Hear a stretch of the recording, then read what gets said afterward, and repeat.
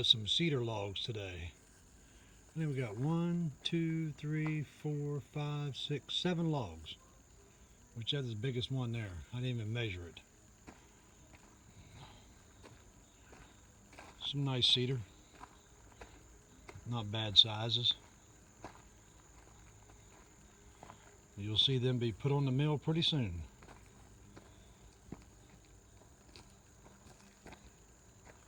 What we're going to do is get them unloaded and get them stacked up, and we'll get them on the mill as soon as we can and get a video of it and see what we're going to make out of them.